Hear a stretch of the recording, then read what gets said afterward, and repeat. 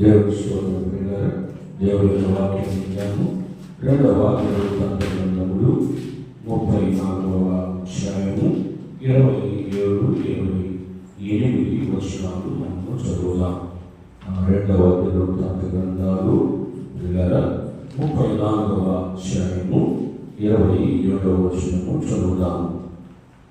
నీ మనస్సు మెత్తనిదై ఈ స్థలం మీదను దాని కాపురస్తుల మీదను దేవుడు పలికిన మాటలను నీవు వినినప్పుడు నా సన్నిధిని నీవు తగ్గించుకొని నీ వస్త్రములు చింపుకొని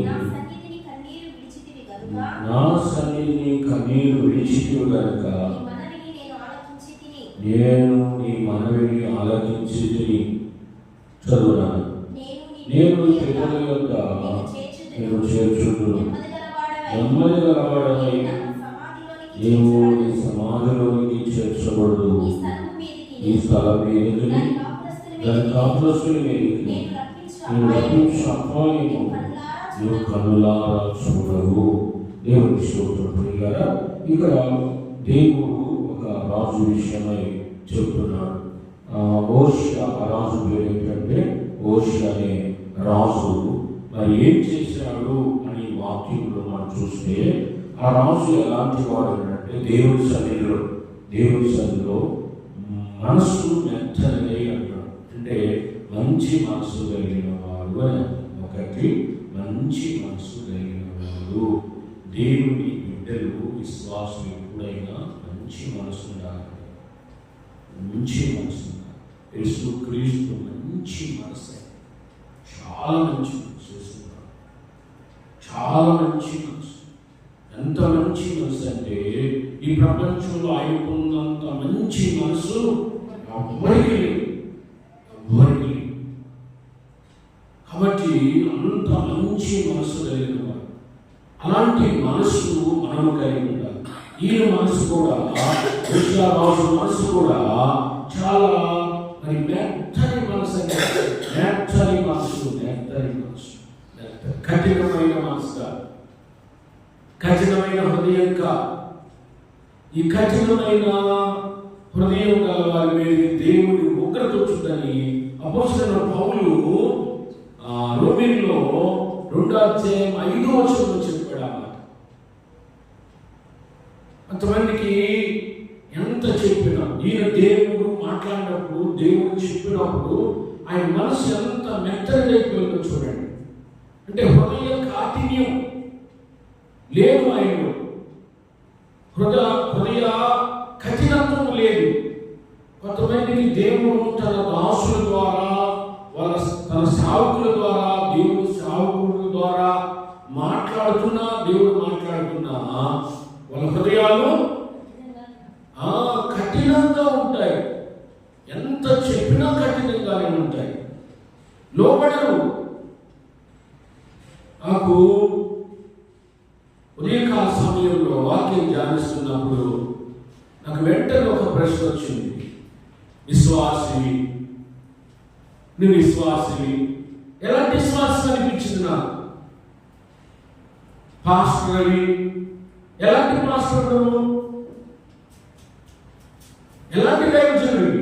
ప్రశ్న అండి. విశ్వాసం ఎలాంటి విశ్వాసమి? మెత్తని మనసు కలిగిన విశ్వాసమే నువ్వు. కాబట్టి ఆ ప్రశ్న నాకు వచ్చింది. పాస్టర్ ఎలాంటి పాస్టర్ నువ్వు? భక్తి కలిగిన పాస్టరేనా? మంచి ప్రేమ కలిగిన, హృదయం కలిగిన, మంచి మనసున్న సేవకుడివేనా నువ్వు? ప్రశ్న. కాబట్టి ఎలాంటి విశ్వాసం ఉంటున్నా? ఈ రాజును చూస్తే ఈ రాజు ఎలాంటి వాడు? మంచి రాజు. రాజు మంచి రాజు. ఎలాంటి వాడంటే మంచి మెత్తని మనసు కలిగిన వాడై కనబడుతున్నాడు. అంటే ఎప్పుడు కూడా హృదయాన్ని మనం కఠినం చేసుకోకూడదు. మెత్తని మనసు కలిగిన వారుగా ఉండాలి. ఒకటి అది. రెండవది ఇంకోటి ఏమో తెలుసు ఆ రాజులో. చూడండి, దేవుడి సన్నిధిలో ఎలా ఉన్నాడంటే దేవుని మాటలు విన్నప్పుడు నా సన్నిధిని నిన్ను నీవు తగ్గించుకొని, చూడండి, తగ్గించుకొని చూడండి.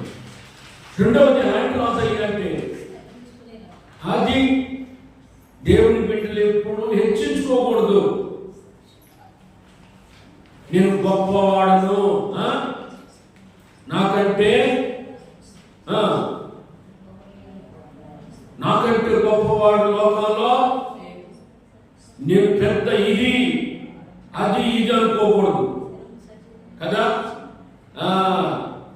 ఈ రాజు చూడండి, దేవుని మాటలు విన్నప్పుడు దేవుని సన్నిధిని ఏం చేస్తున్నాడు?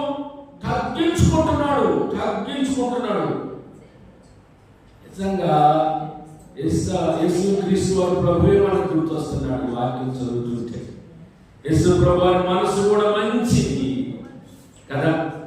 ఎంత మంచి మనసు, ఎంత ఘోర పాపిని కూడా అయినా క్షమించిన మంచి మనసు ఉన్నాయి. రెండవది, యేసు ప్రభు వారు కూడా తగ్గించుకున్నాడు.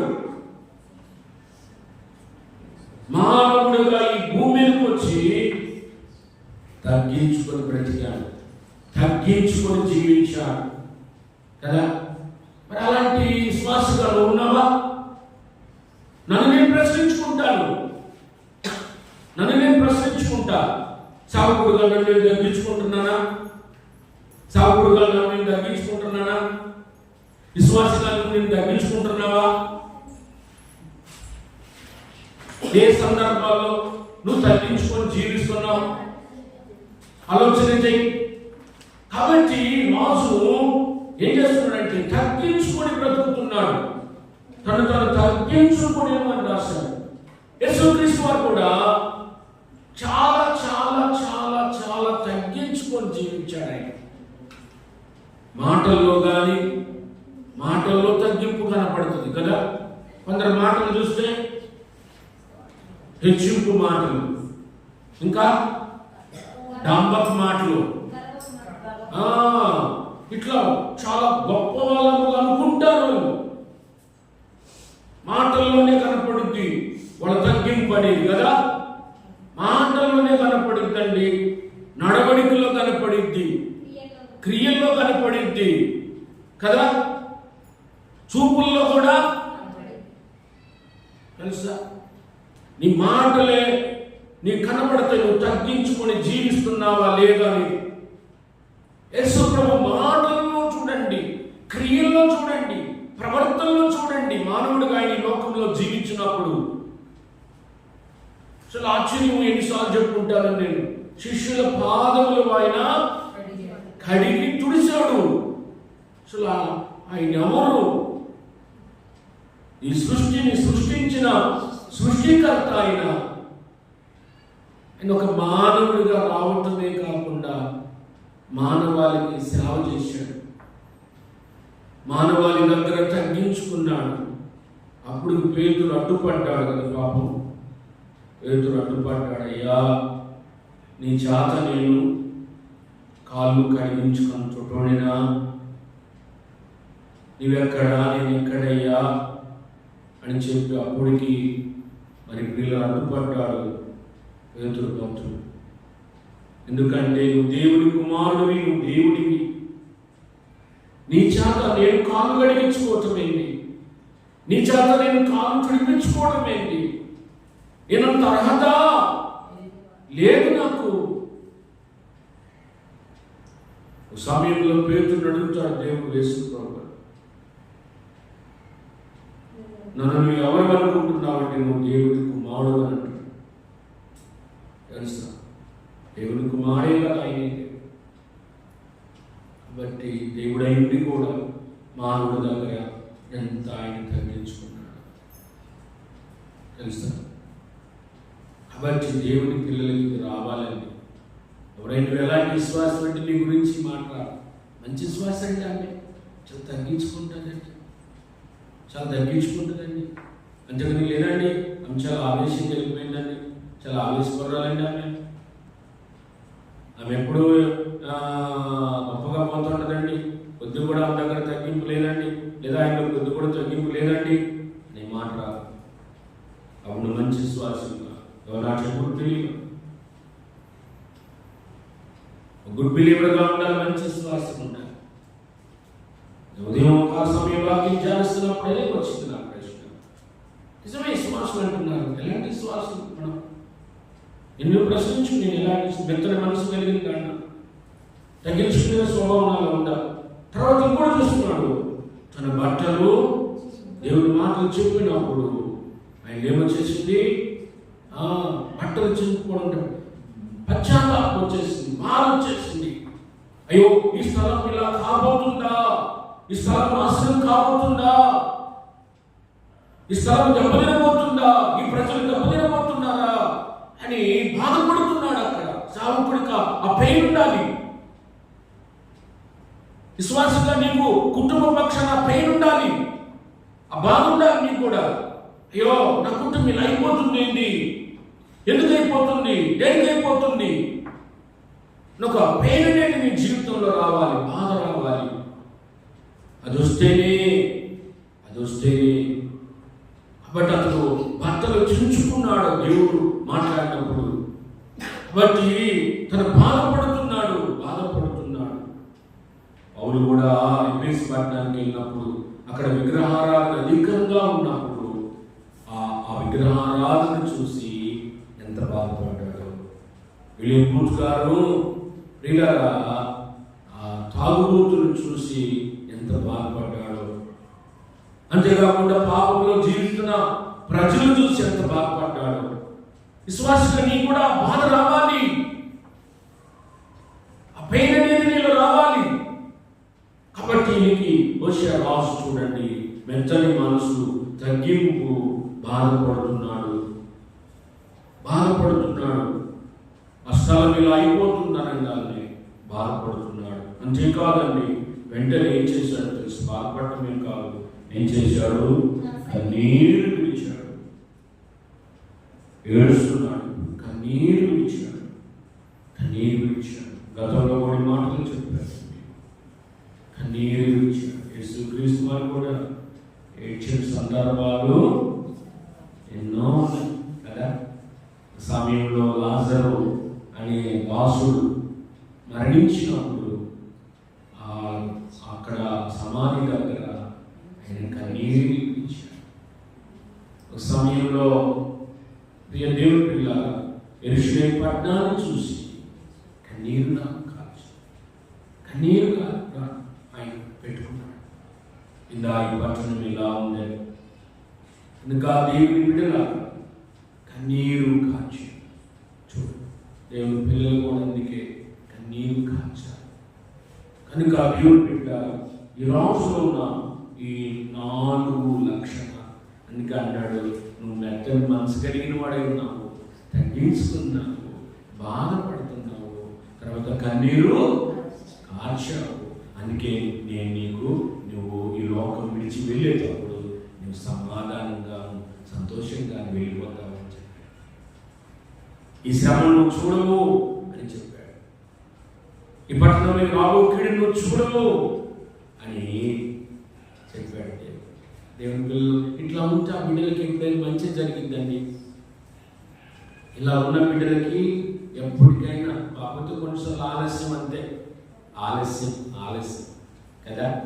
కాకపోతే కొన్ని సమయాలు మనం ఏమవుతుందంటే జరగలేదని మనము బాధపడుతూ ఉంటాము కదా.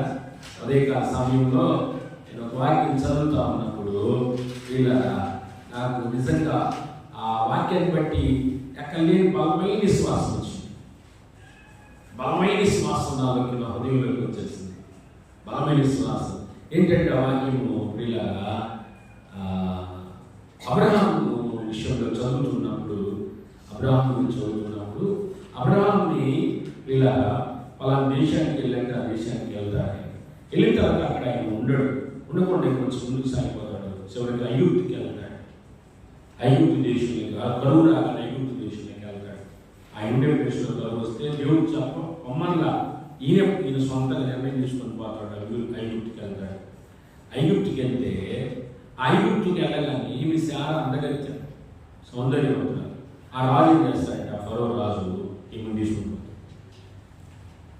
ఏం తీసుకొని పోతాడు. ఇప్పుడు అబ్రహాం జీవితం ఎట్లుంటుందంటే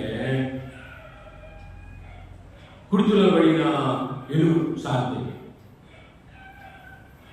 అంటే రాజు కదా, వాక్యం ధ్యానిస్తున్నాడు. మళ్ళీ ఆశ్చర్యించింది, బలమైన విశ్వాసం వచ్చింది. నాకు విశ్వాసం ఉంది కానీ ఇంకా వాక్యాన్ని బట్టి బలమైన విశ్వాసం వచ్చింది.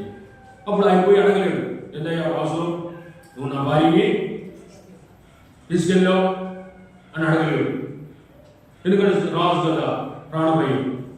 నా భార్యకి ఏమవుతుందో, తీసుకెళ్ళాడు నా భార్యకి ఏమవుతుందో, ఇదొక మానసికమైన టెన్షన్. ఇలాంటి బాధలో ఉన్నప్పుడు దేవుడే జోక్యం చేస్తున్నాడు. దేవుడే జోక్యం కలిగిస్తాడు. ఆ ఫరో రాజును గద్దిస్తాడు.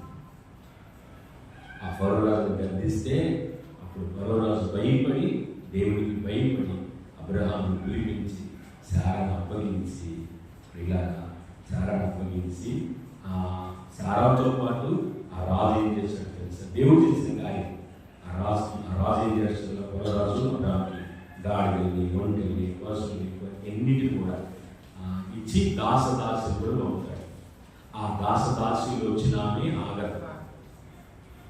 ఆ యూపీ నుంచి వచ్చిన ఆ ఆగరే ఆ దాసిలో ఈ ఆగర నామం వచ్చింది.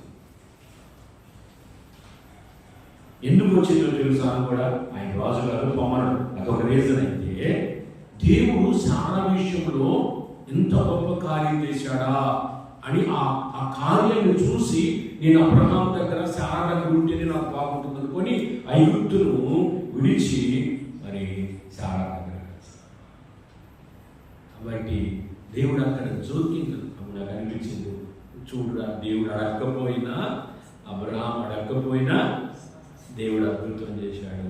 నాకంటేనే అక్కైతే నేను అడిగిందా నాకు దేవుడు ఇస్తాడు. దేవుడు స్తోత్రం. హల్లెలూయా. నాకు అడిగిందా ఇస్తాడు, నేను అడిగిందా ఇస్తాడు అని చెప్పేసి ఒకటి బలమైన విశ్వాసం వచ్చింది. దేవుడు బాగుంటే, రాజుగా బాగుంటే దేవుడికి అందిస్తాడు. దేవుడి వారిని దీవించి ఆస్వాదించు.